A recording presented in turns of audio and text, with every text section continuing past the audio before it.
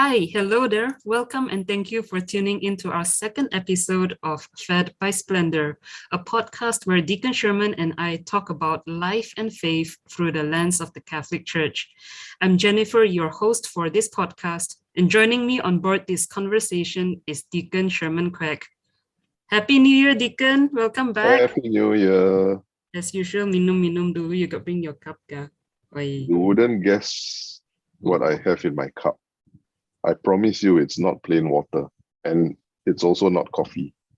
Chamomile tea? Nothing so tame.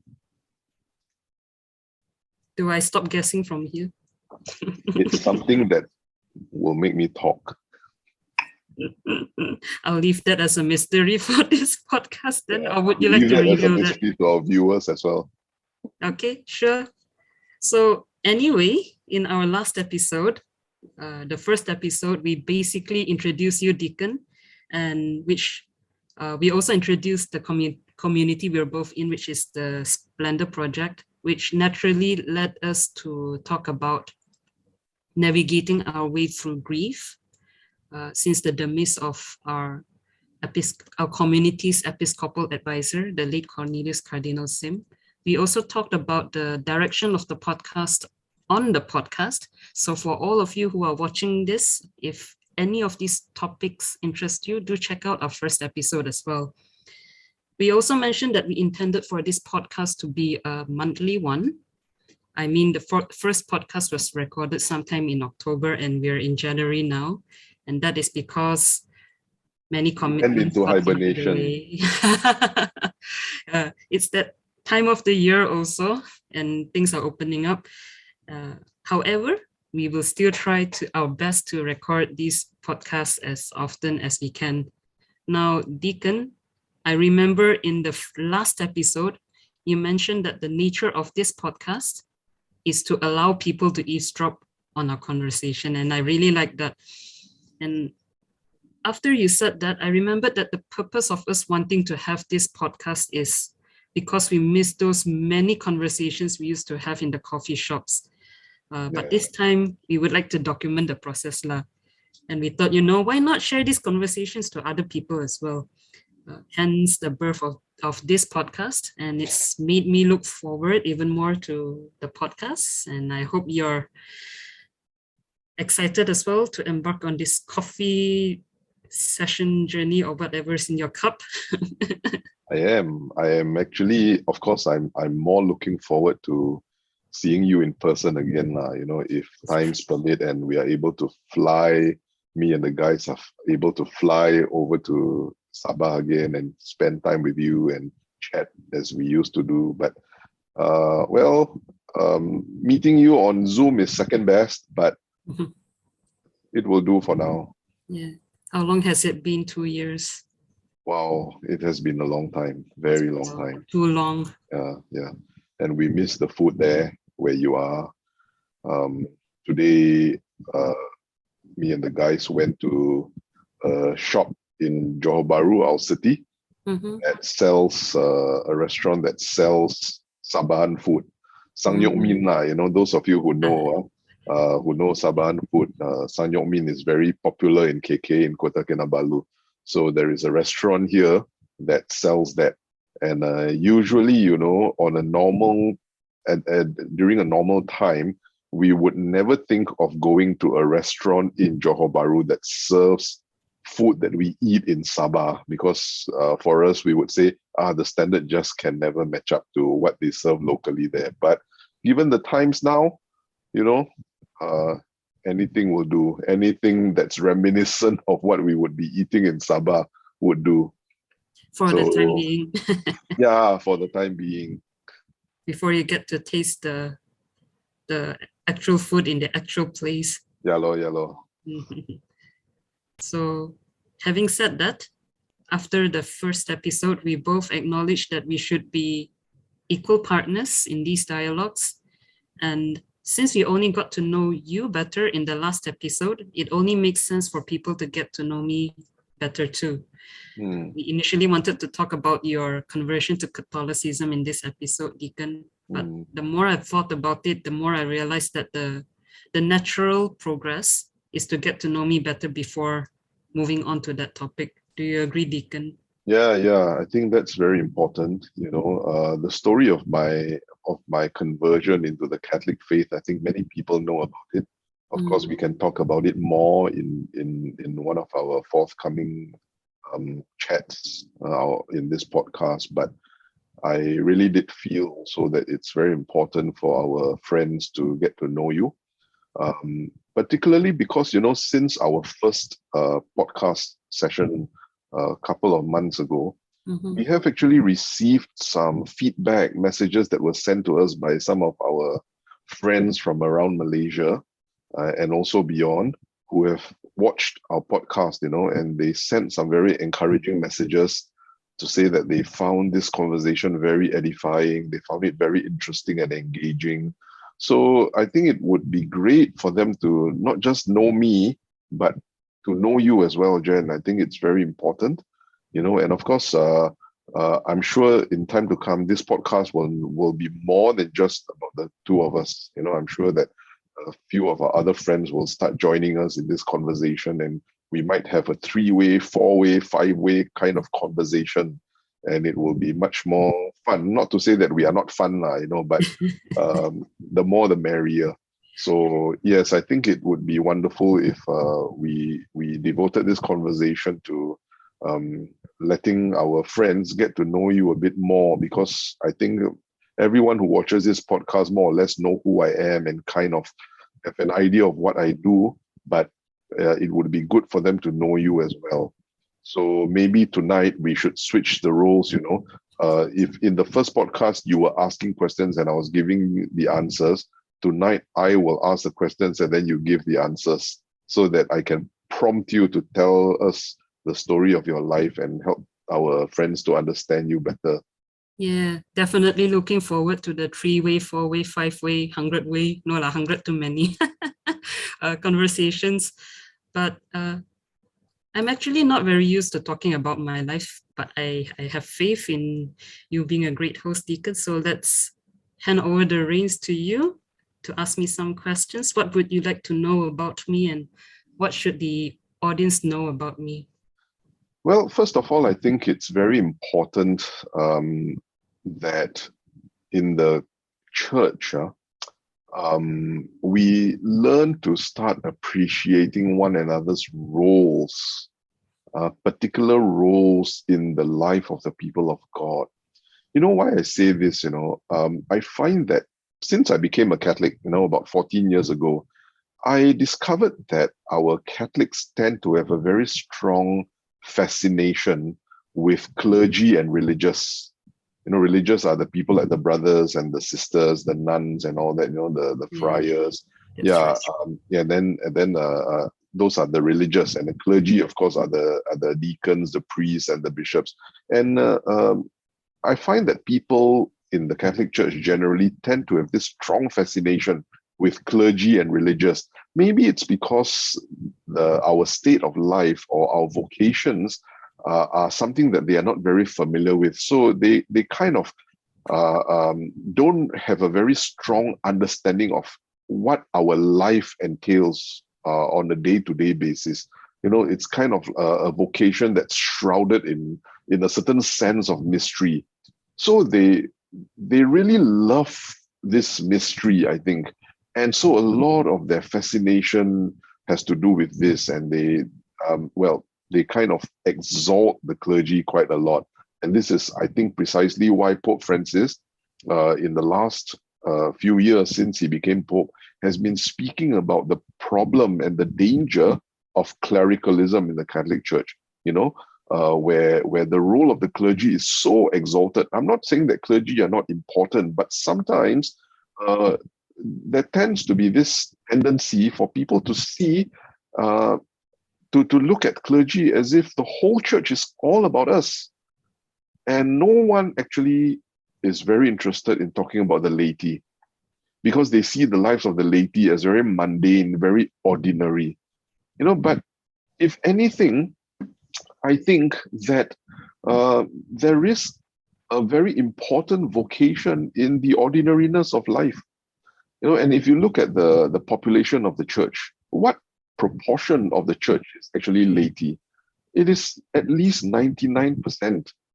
No, the Catholic Church is at least 99% lay population, and the clergy are just like 1% at most. And yet, a lot of the fascination, a lot of the fixations, and sometimes the obsessions are about the clergy. So I think it's important for us to turn our attention, to the life of the laity, and to understand what the vocation of a layperson means. When St. John Henry Newman was asked by someone about what he thought of the lay people, and John Henry Newman was not a saint or a cardinal who was very near to the Second Vatican Council. He was quite far off from the Second Vatican Council. But even during his time prior to the Second Vatican Council, when he was asked what he thought of the lay people in the church or the laity in the church, his answer was, well, we clergy would look quite silly without them. Because the vocation of the laity is very important. And he, in his writings, he did speak about this importance. Of course, in the Second Vatican Council, when the council started considering the role of the laity, it affirmed the role of the laity, especially in one of its documents, called Apostolicam Ectocitatem, that speaks about the important role of the lay people in the church and the mission of the church that they share in. And of course, subsequently, you had people like Pope John Paul II, who also spoke a lot about that and wrote a lot about that, in his one of his apostolic exhortations. I think it's called either an apostolic exhortation or an encyclical. I can't remember the rank of that document. Christi Fidelis Laity, all right. And of course, he wrote also about other about the laity in other documents, like Familiaris Consortio. It speaks about the sanctity of the family and all that. So the church actually does very strongly affirm the life of the lay people. And I'm speaking about the official teachings of the church. But at the level of the people themselves, very seldom do we seem to want to talk about the life of the laity. We prefer to sit down and talk about the clergy, and about the clerical life. And I think it's quite sad sometimes when I hear people talking about vocation. Whenever they use this word vocation, it's always about religious vocation and clerical vocation. It is and true. sometimes you ask people, how come you did not become a priest? How come you did not become a religious? How come you did not go to seminary? Or how come you don't think about being a permanent deacon? And their natural answer is, I have no vocation. As if being a lay person itself is not a vocation. And that is very contradictory to the mind of the church about what the lay people actually are. The lay people actually play a very important role in the mission of the church, because it is the lay people who are in the world, in the secular world, and their role is to direct the affairs of the secular world towards the kingdom of God. And this is something that the religious cannot do. It's something that the clergy cannot do. It's not for the clergy to do. It's particular to the role of the laity in the world. Okay, so for these reasons, I'm sorry, this comment very long, but no, actually, I also want to comment on your comment. Come, say. Because I definitely relate to what you say, that the vocation of the laity is shrouded in mystery, and somehow the religious and the clergy are being exalted to that extent. I can relate to that. I'm living. I've seen it myself. But as you spoke of the historical weight of the importance of the vocation of the laity, I'm actually quite surprised to hear that. And then suddenly I'm reminded of when we went for a pilgrimage to South Korea, where Catholicism was born not by, like the Christianity or Catholicism are being brought to the whole world.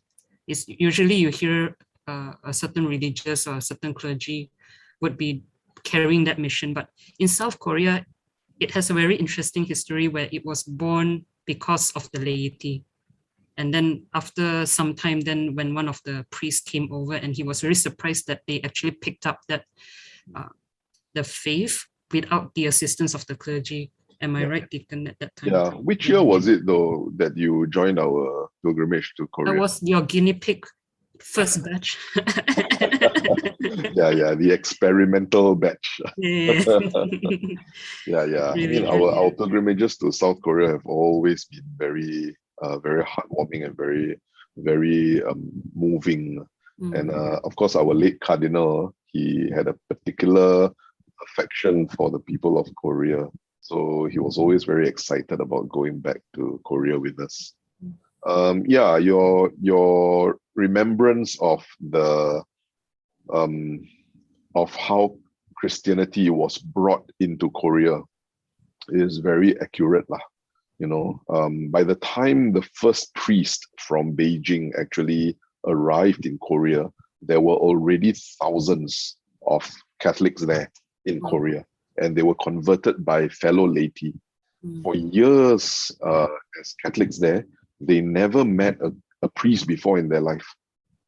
So by the time the first priest arrived there, he already saw that there were thousands of Catholics, who had embraced the faith. They baptized one another, they catechized one another. So yeah, Korea has a very unique history that way. But bearing in mind also that it was not easy for them to even embrace the faith in those times, because I remember that in those days, South Korea was, okay, my history is not very good, but Korea, their belief was mainly Confucianism, if I'm not mistaken. Something along those lines. Yeah. And I remember Catholicism's beliefs are quite contradictory to some of their principles. Yeah. Something like that. Yeah. And so they were heavily persecuted because of that. Yes. Yeah. So it's actually not easy to embrace the faith in these kinds of conditions, isn't it? Yeah, because the Catholics at that time, they embraced the faith that gave a kind of ethos or understanding that contradicted the order of their society. At that time, we are talking about a feudal Korean society, Right, where there are people of different levels. You have the emperor, you have the royalty, you have the scholars, and all that, and then you have the peasants, the people down there, and then you have the bottom feeders. So you have all these people of different levels of society, and they had no intention of transforming society into a society that's equal. They wanted to preserve all these different levels of societies, whereas the Catholics, because of the gospel that they had embraced, had come to believe in a gospel of equality, that in God's eyes everyone is equal. So this was seen as a threat by the emperor to his power over the Korean society. So that's how all the persecution came about, and the Catholics in Korea actually went through very bitter persecution for 100 years. Yeah. So interesting, isn't it? Because they didn't really have religious or clergy per se to look up to, but they just knew that's the faith they wanted to embrace. And because of their perseverance over the years for going through that persecution, I think South Korea has the 4th most Catholics in the world, if I'm not mistaken. Martyrs. Martyrs. The 4th largest number of martyrs. Right. Yeah. And I think that's quite related to what we want to talk about today, isn't it? Yeah.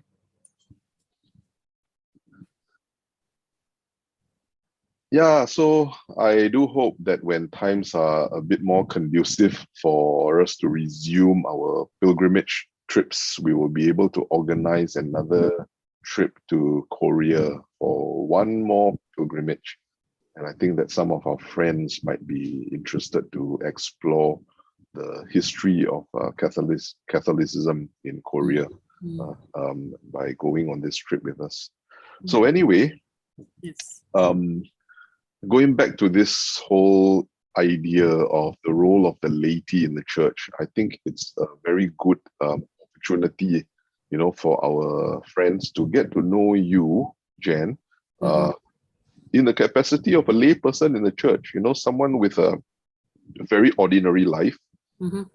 Someone who, well, that doesn't make you ordinary, but you are definitely not an ordinary person for those of us who have come to know you well. I do embrace the ordinariness though.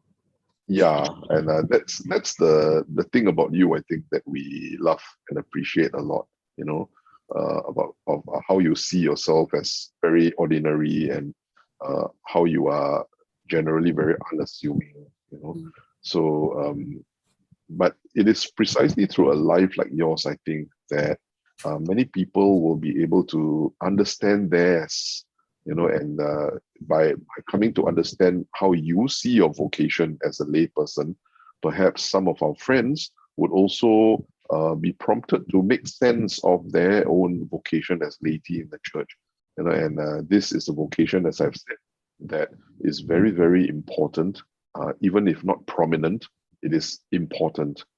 Even if it is not a ranked vocation, it is a crucial vocation, a significant vocation in the life of the people of God. So, well, let's begin by telling us something about your background in general, where you come from. Did you? I'm sure you were not like a fruit that grew on a tree. You come from a particular context or a background. So, tell us something about your life, about your background. No, a pelican brought me to the house in Kota Kinabalu. I'm kidding. Right, I acknowledge that the importance of the laity, definitely, but this is, as you mentioned earlier, this vocation of the laity, right, is quite shrouded in mystery. And I feel that I'm not used to spelling it out so much yet, so let's see how it goes. Currently, well, I'm born and bred in Kota Kinabalu, Sabah, which is part of Malaysia. And I'm a young working adult. My background is actually chemical engineering, but I work as an engineer in an environment consultant firm. So what that means is we provide consultancy services over a range of areas for the water environment. My department in particular, we do that by simulating water environments using a proprietary software. That's a lot of technical jargon. And that's very different from your training, is it? From what you studied? I would say my current job is a specific branch from civil engineering. So my job is more focused on coastal engineering, which is the sub branch of civil engineering. But what we do have in common there with chemical engineering is another technical jargon, which is fluid dynamics, because we work with water, right? And in chemical engineering, we have to understand fluid dynamics. So there is something in common, but generally I did have to start from scratch in understanding how water behaves under certain circumstances. Okay. Yeah. I don't understand anything of what you've just said. Yeah. And, from where I come, an engineer is an engineer is an engineer. Yeah, like but a okay, doctor is a doctor or a doctor. Yeah. Fair point. Anyway, fair point. Tell us about your family, how you were brought up, and your childhood. What kind of family you grew up in? Yeah. Okay. Catholic family, right? Yes. I'm a cradle Catholic actually, but do I talk about my faith journey now or just a general background? We don't have a particular structure to our conversation, right? You can say anything you want at any point. Okay. So yes, I'm a cradle Catholic. There's 3 of us siblings altogether. I'm the middle child, so 3 of us are girls. My parents are also cradle Catholics, I believe. they used to bring us to church, to mass every week. But after some time, that kind of stopped, but they never really explained why. But I've not missed mass much myself. And to be honest, in the earlier years of my life, I've not really known much about the Catholic faith. I mean, I still don't know that much. I'm still learning. But in the first 21 years of my life, I've been pretty much business as usual. So I will go to mass. I serve in a few ministries, but that's that. And I know it's embarrassing, but I didn't know who Jesus is. I didn't even know what mass meant. I didn't know Jesus is God. I didn't know mass is the source and summit of the Christian life. I didn't know that the Eucharist is body, blood, soul, and divinity of our Lord Jesus Christ. I did go to Sunday school, but somehow whatever that was taught just did not register in my head. Your parents enrolled you? Yes, my parents enrolled me. So they were not like really totally non-practicing Catholics? No. I think my dad was quite involved at some stage, but I'm not sure what happened after that. And then he's not really active anymore. Yeah. Okay. So at what age do you remember getting really involved in church life? Yeah. So when I was 21 years old, that's when it happened. I don't know why, but something awakened in me, right? And I remember I was serving in this children's liturgy ministry, and they have this annual retreat, which I avoided going to in the past years. But that year, I decided to just go. And it's a children's liturgy retreat, right? And so I don't expect much out of it for me. In my mind, I'm there to babysit the kids. But for some reason, after that retreat, I was fired up. At this point, my formation is still very weak, right? So I don't understand what's going on. I was so fired up that I started talking to my colleagues at that time about God. Then I hungered for more, and then I joined a youth retreat, which I think was a few months after that. And I was even more fired up after that retreat. And at the same time, what happened was that I had finished my A-levels and STPM. And my parents didn't have money to send me for tertiary education. And I didn't manage to get in any of the public universities I applied for. So out of desperation, I applied for every scholarship I could find. And I probably applied for more than 10 of these scholarships. And I didn't even care about which course I would get because I just wanted a tertiary education. And then by God's grace and blessing, even though I didn't get any response from the other scholarships, I did get a scholarship to study in the UK. And by the time I got to the UK, I remember when I first arrived at Sheffield early in the morning on a Sunday, I was planning to skip mass. And I took pride in not missing mass much, right? But I was thinking, I have a good reason to do so. I'm tired. I'm in a new place. I don't know anyone. I didn't use Google Maps then. Smartphones were still a new thing. And then a friend called. What year was that? Well, that was when I was 21. Let me quietly count. 2000 something lah. 2008. Now I remember it's 2008. Okay. So that was, oh gosh. I'm revealing my age a bit. But I'm aging gracefully. I'm not so sensitive to age, but yes, I think it's in 2008 where I attended university. So and then a friend called and asked if I've gone to mass. And I'm like, and then I said, not today lah, okay. I'm tired and all these things. But my friend insisted that I go out and talk to strangers and, ask around. What an introvert's nightmare. So I was like, okay, fine. So I went out, talked to one person, and then the person has no idea what is a Catholic church and gave me a map with no legend for where any church is, not that I can find. So there were two people I knew at this point. And so one is a Malaysian Muslim whom a friend had helped to arrange to pick me up at the train station, and my flatmate. So I told my flatmate, okay, I'm just going out soon, see you later. Then I contacted the Muslim friend and asked if she knew where a Catholic church is. And, we only met for the first time when I arrived at Sheffield, but she actually walked all the way to my flat and said, okay, let's look for the church together. And I'm okay. Then I'm looking at the clock at my watch, and it's already almost 11 in the morning. I'm like, there's no way there's still mass, right? And then we got lost, and I felt so bad. So I asked her, why are you willing to do this when we only just met? And she said that she respects those who are faithful to their religion, and she's happy to help me because of that.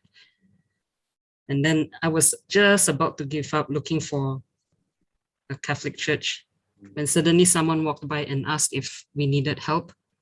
So I said, yeah, I'm looking for a Catholic church. And she was, oh, I'm just on my way there. Actually, I can guide you there. Let's walk together. Oh, okay. And then that's where I found out that mass starts at 11 in the morning there. So I caught mass just in time. And when I arrived at, it's a Catholic chaplaincy, actually, not a church. But when I arrived there, my flatmate was there too. Oh. So if I had asked her where she was going, we could have gone together. And it turns out she's a devout Catholic. So I felt motivated to attend mass every week because of that. And that's kind of the gist of how my life is. My life is like even after that, because every time I wanted to avoid my responsibilities as a lay faithful, there's always some circumstance that makes me go, okay, fine. And in that sense, I felt that God knew that I functioned this way, and so he communicated with me complementary to how I function. I always thought my stories are something like Jonah and the fish. Yeah. A lot has happened since then, but it is these kinds of circumstances that led me to attend your seminar back in 2015. And at that time, I was mainly involved with the youth ministry, which is quite charismatic in nature. But my formation was still quite weak. And I've been craving for something deeper. I always wanted to be able to spell out the reasons behind why we do what we do in our faith. And your seminar helped kickstart that journey. And of course, what we both didn't predict was that we would be good friends from there and be connected more deeply in this community we're in. So that's kind of a bit of a long story, but how I got to this point. Yeah. It's even actually eye-opening for me to know, well, of course, obviously I know the point at which our friendship began. Yes. And now you're reminding me that it was in 2015. That's really quite long ago, because it seemed like very recent. But yeah, I do remember when our friendship began. And yes, I remember that we actually spent a day together with a couple of our other friends, and we went to Kokol, and we had a long chat throughout the day, right? We did. And I was enjoying the cool air, always very afraid of the heat. So, and we had we actually spent the day together, and from there I think we got to know each other much better. And this was just after that weekend seminar. Yeah. Yes. So I do remember at that point at which our friendship began, but I have never been aware of where you were in your faith journey at the point when we got to know each other. Yeah, I've not told any one of you yet, not because I didn't want to. It just, there wasn't a moment for me to share that, and it's now. So this begs a question for me, I'm wondering, right? Yeah. Is there anything else that I and our other friends should know about you, which we never knew about who you were before we met you? I can't think of anything on the top of my head. Maybe some questions might help. Like, okay, you were serving very actively in the youth ministry, you were saying. Yeah. Okay. And you were also saying something like you were searching, right? You were still searching because you found that your formation was not very strong. That's right. But if your formation was not very strong, then why were you, what was prompting you or pushing you to be so active in church? Because at the point when I got to know you, you were already a very active member in church. So if your formation and your understanding of the faith was not so strong, then what was it that was fueling you to do everything that you were doing? I suspect it's because actually I'm not quite sure why myself, but I think I just knew that was the right thing to do. So it was an instinctive thing. I think so, yes. Come to think of it, yeah. How would you describe your relationship with God at that time? At that time, actually, I felt quite close to God. I do talk to him quite often, and maybe that's why it was easier for me to see opportunities like these. I'm not And of sure. course, you receive the sacraments regularly as well. Yeah, that's right. How did you see the church, the role of the church in your life? At that time, to be honest, I never thought about it. It's just that, okay, there's a ministry which suit me, and then I'll just be part of it, continue serving.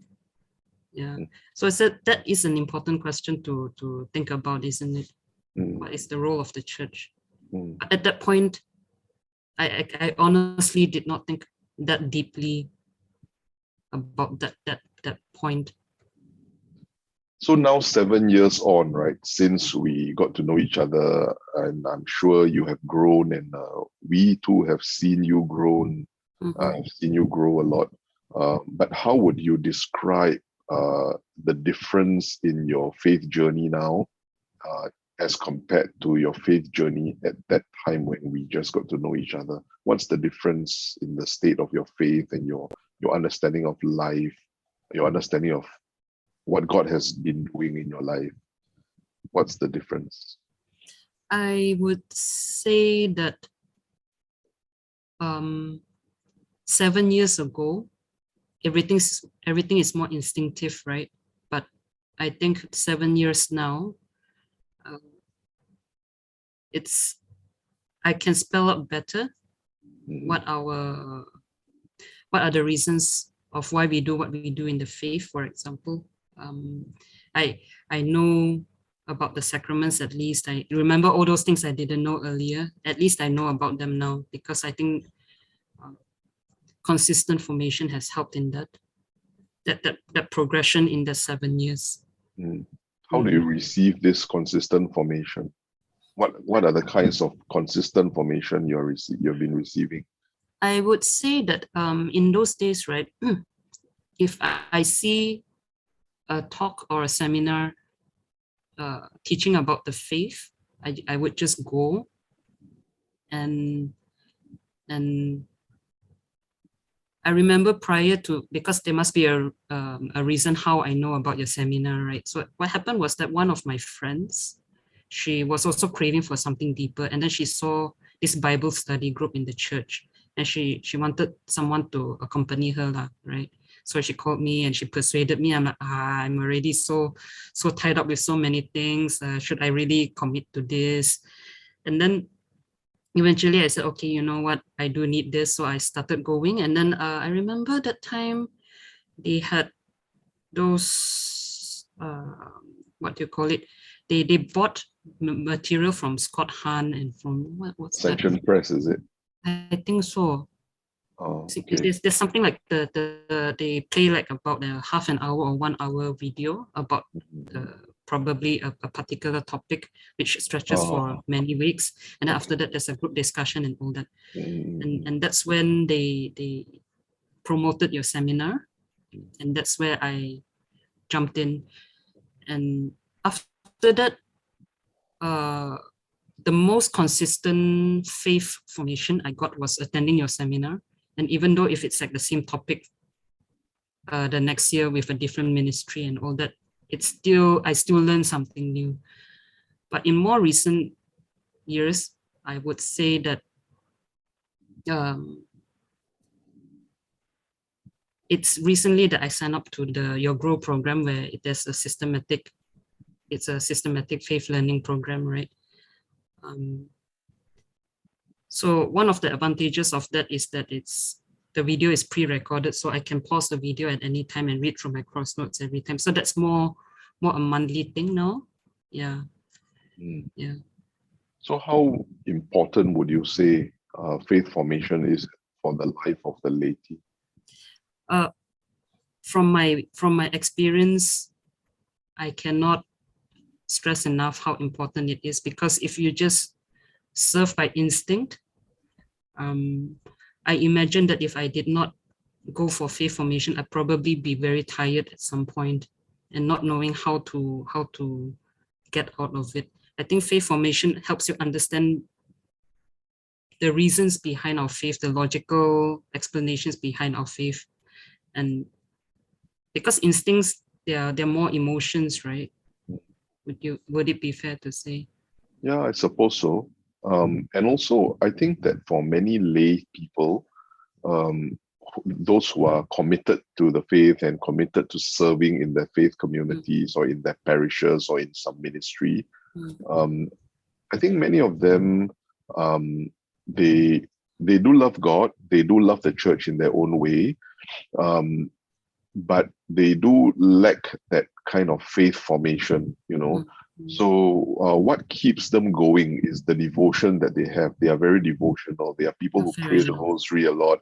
They are people who pray the Divine Mercy Chaplet a lot, or, you know, have some particular devotion to a particular saint.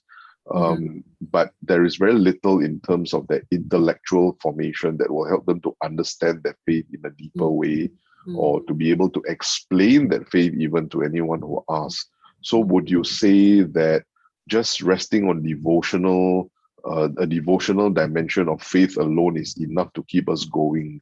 Or is this intellectual formation also a very important thing? I would say it's equally important. It brings me to a quote that I remember. Was it from Pope John Paul II, who said, "Faith and reason," I can't remember the quote exactly now, but faith and reason are the wings of something, something. Okay. Do you remember that quote? No. Let me just give me. My memory not so good. I'll Google that now. I remember that that was an eye-opening quote for me, because that's where I realized that they are equally important. Yes, like Fides et Ratio.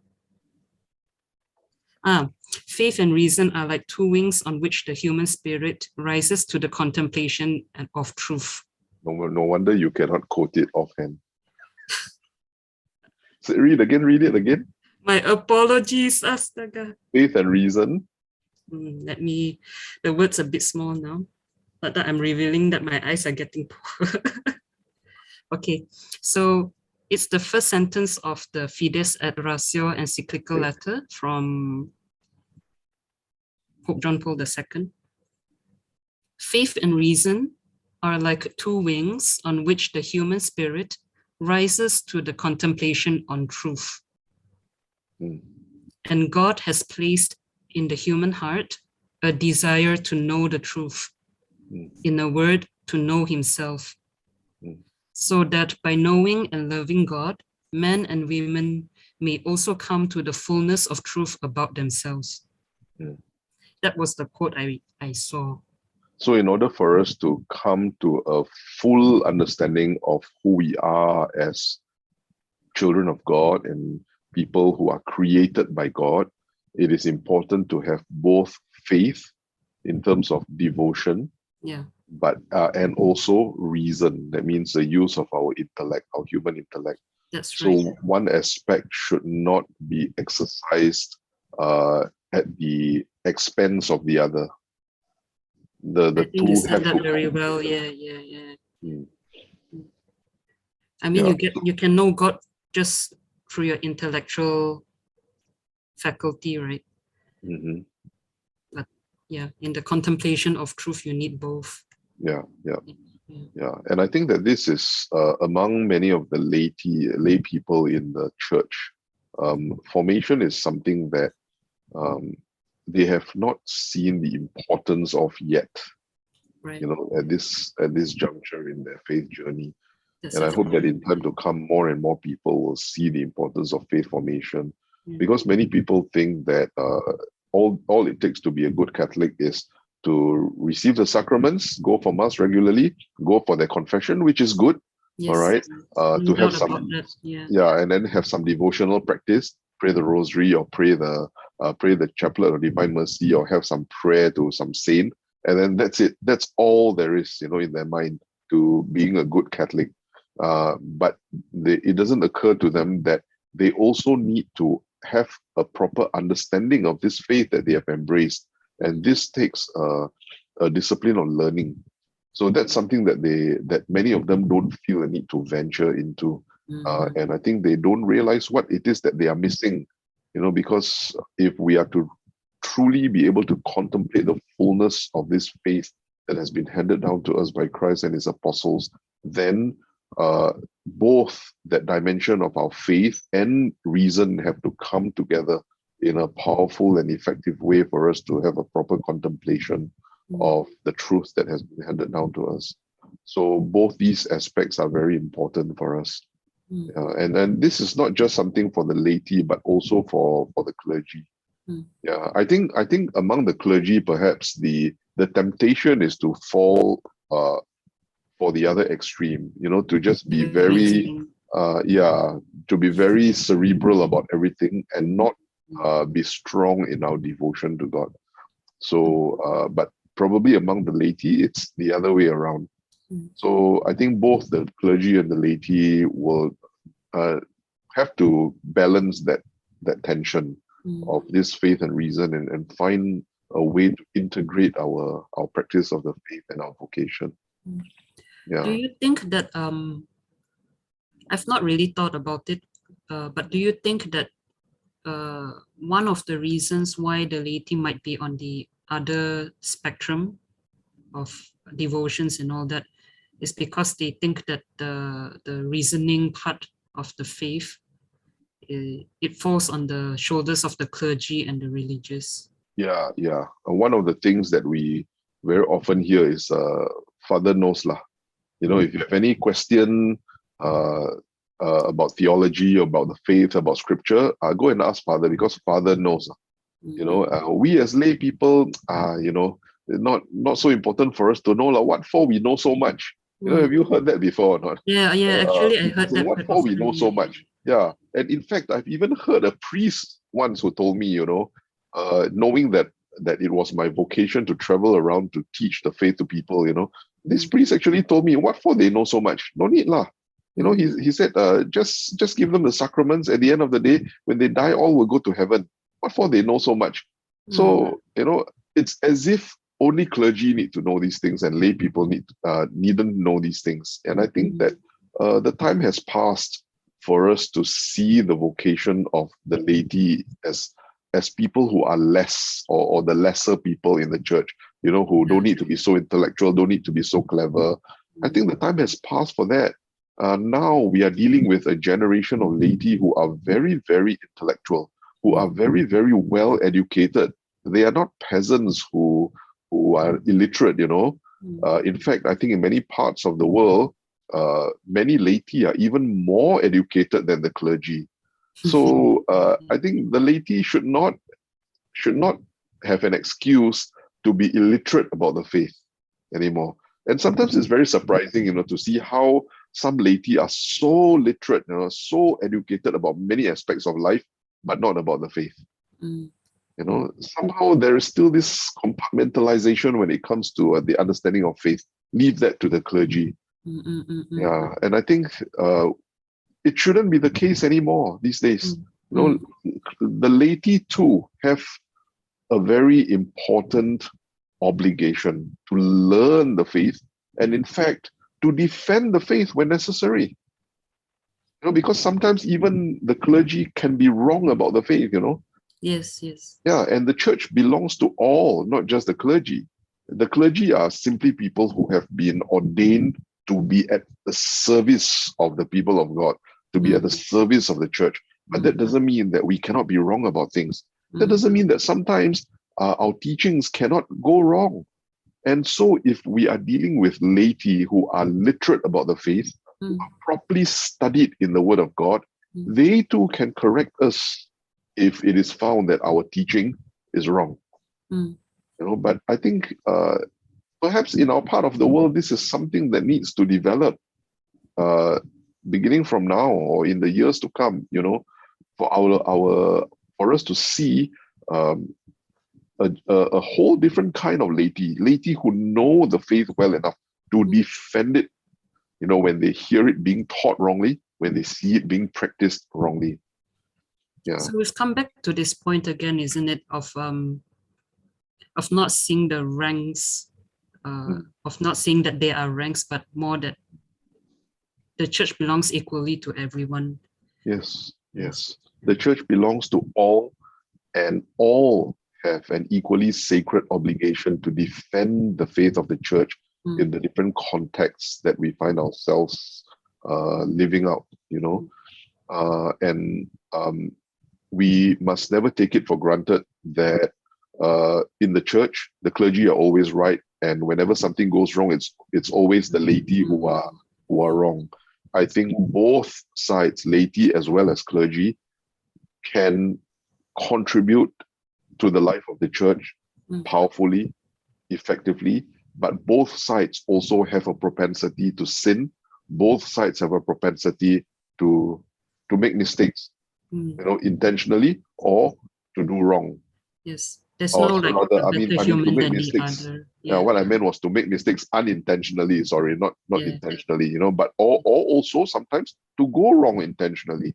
Yes. So both sides have a propensity to do so, and we must be exercising our vocations in such a way that we are mutually vulnerable to each other to be corrected.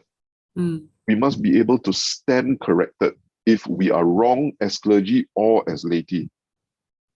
Yeah. I really like what you said there, to be mutually vulnerable to be corrected. I think that is a very important point. Yeah, I think it's a mindset that has yet to catch on in the church where we are, in our local context at this point of time. And I'm not faulting the clergy, and neither am I faulting the laity, because actually both sides tend to think that way. That if I'm clergy, then I must never be wrong. And the laity too think that, if this person is a cleric, then he must never be wrong. If this person is a religious, then he or she must never be wrong. So, but it's not that way. I don't think the church has ever taught that it is that way. In fact, if you look in the history of the church, most of the time, whenever the church was battered by serious heresy that brought harm to the people of God, this heresy came from the clergy, not so much the laity, Oh yeah, that's true. And very often it was the laity who defended. Come to think of it, yes. Yeah. A lot of the saints, yeah. Yeah. So how can the laity defend the truth if they do not know the truth? How can you argue the truth if you refuse to know theology and you think that theology is only for people who study in the seminary?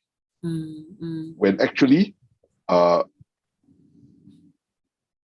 as lay people, you have every bit as much intelligence and intellectual capacity as the clergy do to study theology on your own or with some guidance and to understand the faith of the church well.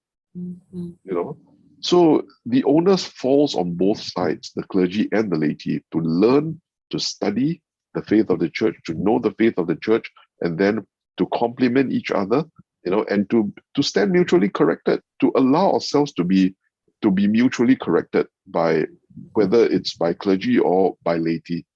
And on that note, it then means that we have to come to see each other as equals in the church.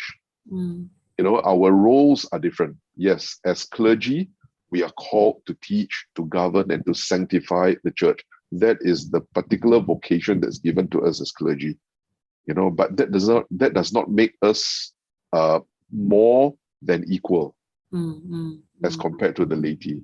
It does not put us on a higher place than the laity. It just means that we have a particular role to play, but that does not make us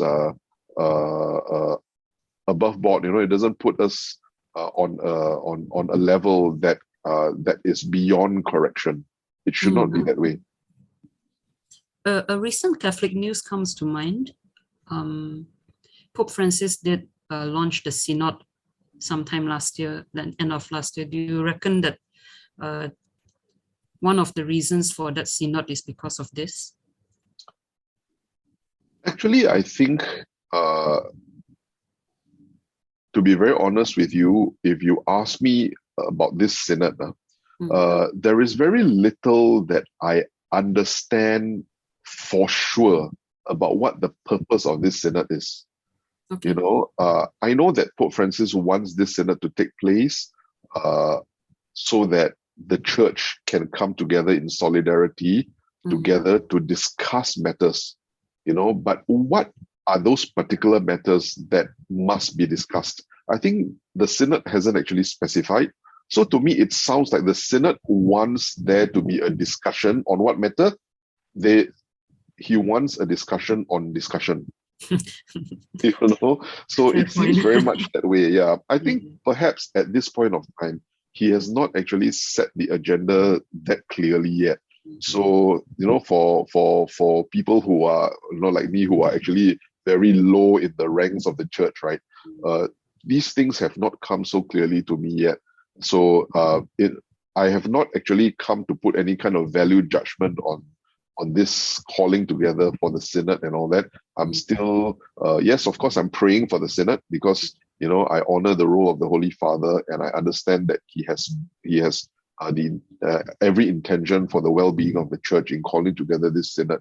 But if you ask me what this synod is about and why it is being called, I can't say for sure. I don't know. So I'm just waiting to see. But I suppose one of the important things that might have to be discussed, if this topic is actually being broached or identified, is the role of the laity. Yes.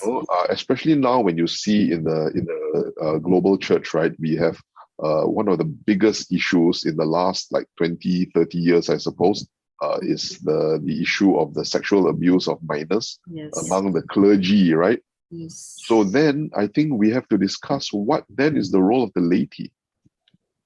Because in many dioceses around the world, when the laity made reports about these matters, these reports and complaints were actually crushed by the clergy. They were actually swept under the carpet. So what then is the role of the laity? Does something, we know that based on the teachings of the church, the laity have a very prominent and important role in the life of the church. But how does that translate into action, especially given circumstances like those we are facing today? If we say that the role of the laity in the church should be prominent, and that the clergy have to be accountable to the laity that we serve, then how does that accountability look like? And we clergy right now, when laity actually complain against us and they are not happy about us, is there a proper process that they can follow? Is there a proper procedure that they can go through to submit their complaints so that proper investigation can be done, and that these complaints will not just be crushed, Yeah, so HR for the laity. Yeah, I come from the perspective of a cleric who has been complained against before by the laity, and in this case, very unjustly complained against. All right, so there were false reports about me being submitted and all that. Yeah. So, but the point is, the bishop that I was under at the point that that these complaints were submitted, the bishop took these complaints seriously, and he actually did put me through a process of investigation before he came to the conclusion that these allegations were baseless. Which is a fair thing to do, isn't which is it? a fair thing to do. So I think the problem is when there is no proper process that complaints go through, and no one wants to take any action, and they just crush any kind of complaint that is submitted. Of course, at the other extreme, you can also have complaints that are not properly investigated, and then the clergy who are being accused of something gets punished unjustly. That too can happen. Yes. So that is the other extreme. So, I'm not saying that whenever there are complaints, the clergy automatically must be assumed to be guilty, and then they must be penalized for it. No, I'm not saying that. But I'm talking about a process of justice, a proper justice, of proper justice where if there are complaints, then these complaints will go through a proper procedure, a proper channel, so that the laity do not feel disenfranchised. I think very often the laity in many contexts feel like whatever we say also no use one. Yeah. Nobody is going to listen because we are not clergy. Only clergy have the final say. That will really discourage them from speaking up, isn't it? Yeah. So that is wrong. I think that is very wrong. And this is not in the mind of the church. The church does not mean for the laity to be like that, to be so subservient to the hierarchy, to the extent that what you say actually don't matter. It should not be that way. But unfortunately, in practice, in many places, it is that way. So, I think this synod would be helpful if matters like this are discussed. How to bring the teachings of the church out more clearly in terms of how it is being practiced, so that the practice comes closer to the mind of the church, rather than it just being something that is in theory, but doesn't take place, doesn't translate into action. So I think that would be helpful in the life of the church. Yeah. Anyway, we were supposed to be talking about your life, How come we started talking about the synod? Well, that's the nature of this podcast, isn't it? Just follow the flow first. I mean, we are still on topic, which is the role of the laity in the church, right? Yeah. Yes. Do you have any other questions? Yeah, in the light of everything that we have discussed, how do you understand your vocation then as a layperson? I don't need you to give a very theological explanation to it, or something that comes from the church documents. Yeah, but in a very personal way, all right, as a member of the church, as a daughter of the church, how do you understand your vocation as a layperson?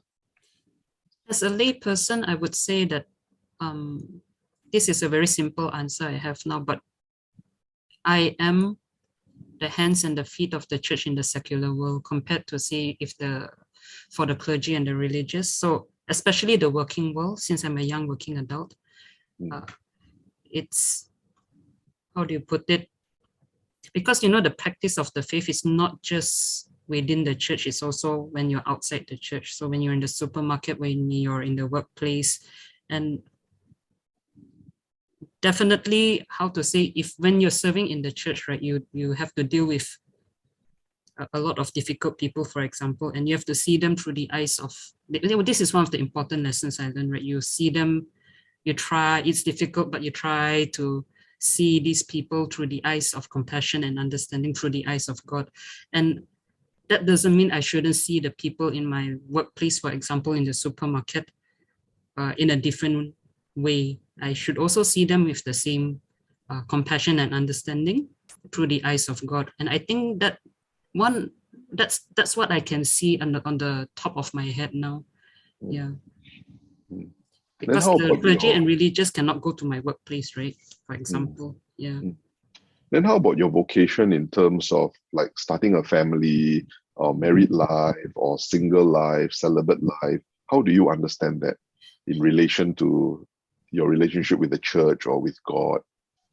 Yeah, this is quite a tricky question even for me, because at the moment I see myself as a single, and maybe I don't see marriage in the near future. But yeah, that is a tricky question. perhaps you can guide me on more on that. Would you say that you are happy as single? At the moment, yes, being a single gives me more time to do some things that people who are called to the married life, for example, cannot really do, because their vocation requires them to be focusing on a different practice of the faith, if you will. Yeah. But I remember, I had a conversation with one of our very close friend in the community, and she said that, there are a lot of ways to serve the church, and you don't have to do it alone. And this is where you are called to this is where you see where you are called to, and then you just have to do that one thing best, and that is enough. I think I just want to clarify that now, because I don't want the married people to think that, oh no, I'm called to the married life and I feel like I'm not evangelizing and all that. It's not necessarily true. Caring for your family and all that is also important. But for me as a single, since I don't have to care for a married life, I am able to have more time and energy in some capacities in the parish, for example, to serve there. Yeah. So as a single, what is it you are able to do that perhaps a married person might not be able to do as well, or devote as much time to doing? Well, depends. If you're married with young children, then you probably don't really have the time and energy to be committed to committees like the synod committee, for example. Or you are in the synod committee? Oh yeah, in my parish. Oh, I'm so sorry to hear that. Okay, go on. It's a good experience, actually. There are the more, what do you call it? The kinds of commitments which are harder for married people to commit to. Maybe on the top of my head, maybe even being a reader in Mass, that can be quite taxing for them, when you have to care for your baby and it takes them 5 hours to get ready. I don't think that's a very suitable role for them at that point in time, unless the kids are all grown up and stuff like that. That's a practical way of thinking of it. Yeah. Okay, but okay, knowing you at a very personal level, I know that you are not, although you are single, you don't have a husband and children, but I also know that this does not mean that you have no family obligations at all, because you do live with your family, right? Yes. So you do have obligations to your family. So that too takes up quite a bit of your energy, your mental energy, your emotional energy, and your time, right? So how do you then balance your family obligations with whatever it is that you do for your job, whatever it is that you do for the church, and you do outside in other extra activities that you're involved in? I suppose that if it depends on the commitment you have in terms of family obligation. So at this point, at least my family, they can take care of themselves in that sense. Right? If I have to take care of any one of them on a more committed basis, then I think that should come first instead of serving in certain roles in the parish, for example. Yeah. I think that is important for me also. So it really depends on what phase in life are you in, even as a single. Okay. And I suppose it's also true of people who are in married life, people who have got married but don't have children yet. That too enables them to do quite a lot together as husband and wife. Actually, fair point, yeah.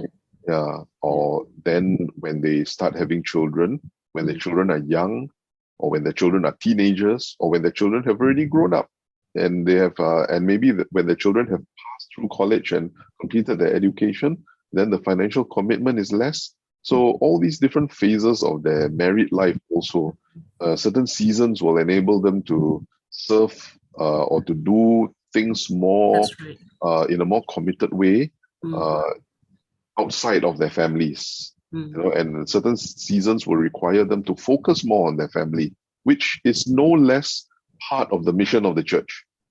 True. and Cannot serving agree outside the more. family. Yes, Yeah. yes. It does depend on the season in life, that's right. Yeah.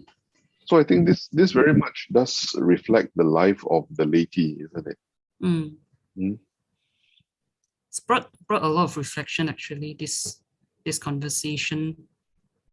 Yeah. So what would you say to many, say, young parents, who have young children and they feel guilty because everyone else seems to be participating in one or two ministries as catechist, as lector, or singing in the choir in the parish, or being involved very actively in, say, the SSVP, the St. Vincent de Paul Society, or in the Legion of Mary, or in some of the charismatic renewals, and then they themselves find it very difficult even to leave their homes because they have 3-4 children that they need to attend to every day. Oh and gosh, they have a guilty. very important ministry themselves at home, don't they? So I would say no need to feel guilty at all, because just taking care of your children is such a big commitment. And I think it's very important to focus on the family, especially when in these times you can see a lot of broken families. I think their role, I think, is as important, if not more important, than all these roles in the parish, Yes, yes. The certainly. family is very important. I think it all has to begin from the family. I think all these like roles in the parish, right? They sometimes they don't need to be there if there's no one to take it up, isn't it? Yeah. I think for the laity, these things should not be the primary concern, especially if they are married and they have family obligations. The family obligations should take the primary role in their lives. It should be priority. After all, in the teaching of the church, the family is the cradle of civilization. So when you give birth to children, it's not just that you're feeding them and clothing them, you're actually teaching them how to be human. And it takes more than just a couple of lessons to teach your children how to be human and to live as human beings. So it's a very, very important role. You never know what these children might become, because after all our priests and all our bishops, where did they come from? Families, what? Right? Where did all our saints come from? Families, right?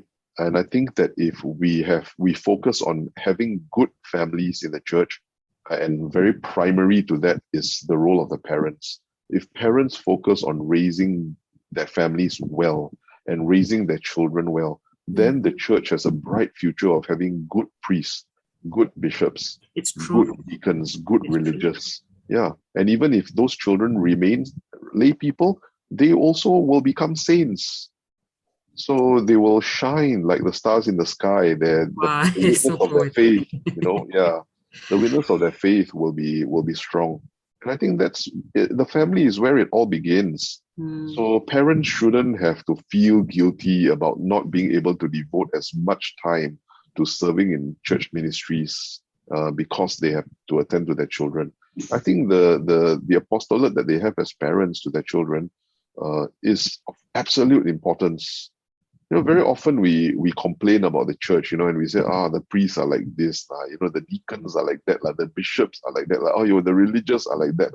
But they all come from families.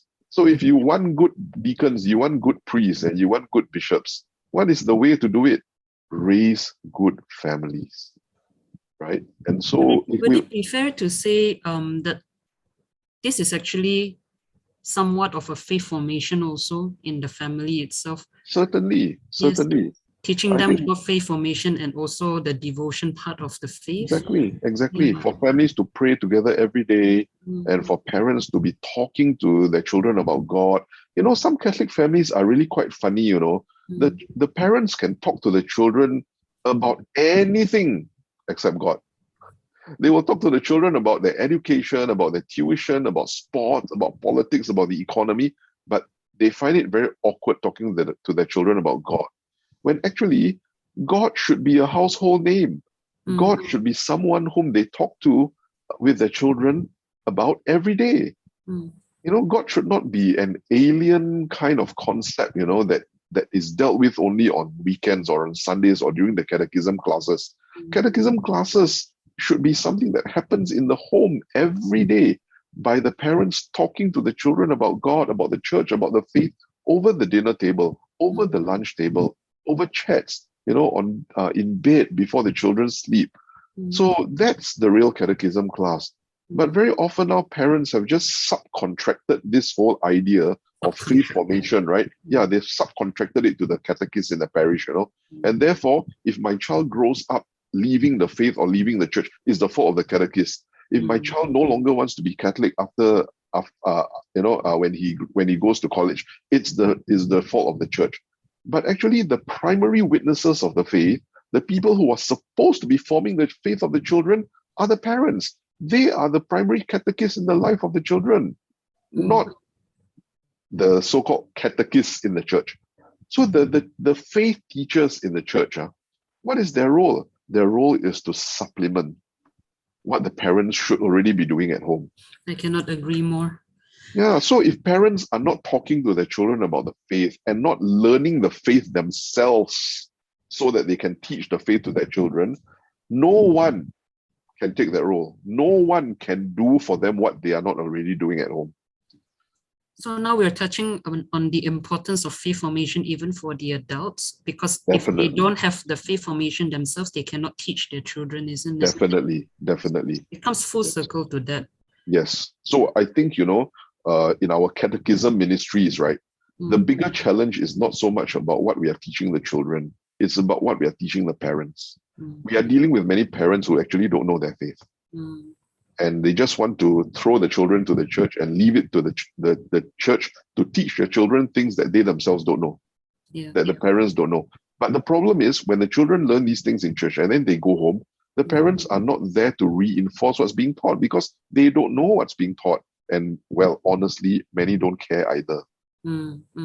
As long as my child gets first communion, as long as my child gets confirmation, that's good enough. But the confirmation is important so they can get married in the church. Yeah, it's like graduation. You wear nice, and you select cantik, for your confirmation, and then after that, you got your certificate and you graduated. So now you can leave the Catholic Church, and it doesn't matter. The next time the priest sees you is when you want to get married, and then the next time the priest sees you after that is when it's time for you to be buried. Yeah. So very often they used to say, right, that the role of the church for many people is to hatch, match, and dispatch. Hatch means to baptize you. Hatch, match, and dispatch. Hatch means to baptize you when you just got hatched, out of your shell, and then to match you, marry you when it's time for you to get married, and then dispatch you to bury you when you die. So it's like the role of the church is just nothing more than this, to hatch, match, and to dispatch. But it's not that way. The church is meant to journey with you from the day you are born until you arrive in eternity. The church is there for you. Even after you enter into eternity, the church continues to pray for you. So, and all throughout our lives, our faith is supposed to be formed so that we continue growing into the life of God. And faith formation has to be a lifelong process. It has to be a lifelong discipline. So a lot of parents today, they are basically Sunday churchgoers, and they do think that they are doing a very good job at just sending the children to school, to Sunday school, and then throwing the children to the teachers. When the children go home, they don't even ask the children, what did you learn today? But if they go to the secular school, they will ask, right? Yeah, they will ask. They will make sure the children even go for tuition so that what's being taught in school, if the children didn't catch it, the tuition makes up for it. But when it comes to faith formation, nothing like that. There's no such concern. They wouldn't even want to know what the church taught, So they just leave it. They just take it for granted that this one is nothing very important. So just leave it to the church to do it. So I think, and I know that I myself have encountered, families where there is a Catholic spouse and a non-Catholic spouse, a spouse of a different religion. And the Catholic spouse actually leaves it to the non-Catholic spouse to raise the children up in the Catholic faith. Oh, that is interesting. Yeah, so the Catholic spouse just leaves it to the non-Catholic spouse to make sure that the child is being sent to catechism classes. So the Catholic spouse has no concern whatsoever about whether the child is actually learning the faith or not. Just throws this responsibility to the non-Catholic spouse. But at the point when they wanted to get married, what were they required to promise? They're required to promise the church that they would raise their children up in the Catholic faith devotedly. Right. That's part of their vow, yeah. Yes, so they are not actually fulfilling their marital vows or the promise that they made to the church before they got married.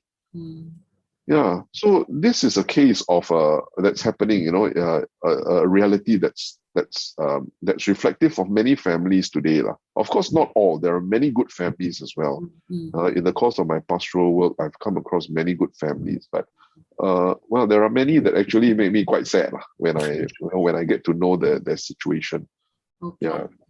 So I think the role of parents is very important. We always say, we want a good church, we want good members of society, we want good priests, we want good bishops. Well, when you raise your family well and you actually bother about the faith of your children, then you will have good bishops and you will have good priests.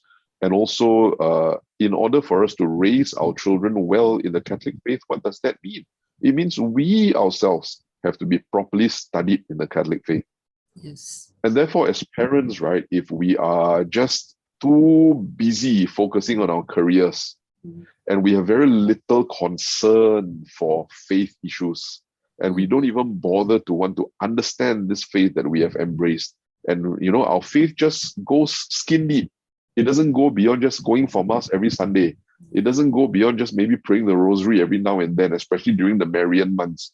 Then that faith is not enough to carry us through, let alone carry our children through. Now, all these things like receiving the sacraments, going for mass, praying the rosary, these are important things. The late Cardinal used to say, all these things are necessary, but not adequate. They are necessary, but not sufficient. And a lot of people are just resting very comfortably on what is necessary, but insufficient. They do not want to go beyond that because it requires a commitment of them, you see. So they would rather channel their mental, emotional, financial, and resources in terms of time to wealth building, career building. And that is very, very realistic of the modern life. It's what we see happening in a lot of our urban families, especially. Yeah. So I think the role of the laity is something that all of us should think about. We've actually talked for almost 2 hours now. Yes. Yeah. But it has been a very good conversation. I think it has provided a lot of fodder for reflection among our among our friends who are listening. To think about it more in terms of the role of the laity and what it entails. We clergy, people like me, for sure, we need to go through transformation. We need to go through ongoing conversion and renewal. So do the laity. Everyone in the church needs an experience of renewal, ongoing renewal and transformation. And sorry, you were about to say something. No, I was just about to say I agree with you, but also I wanted to add that it looks like we need a lot of awareness among our brothers and sisters about all these things, so that they understand the importance of, for example, faith formation, and therefore passing it down to their children, and how all these things are quite related, and the weight of all these things the awareness So yes, agree also that there's a lot to reflect on and chew on for a while, for the rest of our lives. Yes, but anyway, I think we had a really good conversation. Thank you, Deacon, for helping to host most of today's episode. And thank you. Part of Thank my you life for wading with me through this confusion of thought. Is it? I didn't feel confused at all.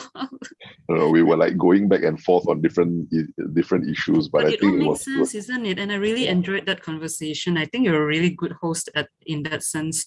Oh, thank you. So thank you again, Deacon, also. Well, anyway, in our next episode, we'll probably finally start talking about your conversion to Catholicism. We'll see about that. Yep. So for all of you who are watching, so do keep an eye out for that, and we'll see you then. Thank you and God bless. See you.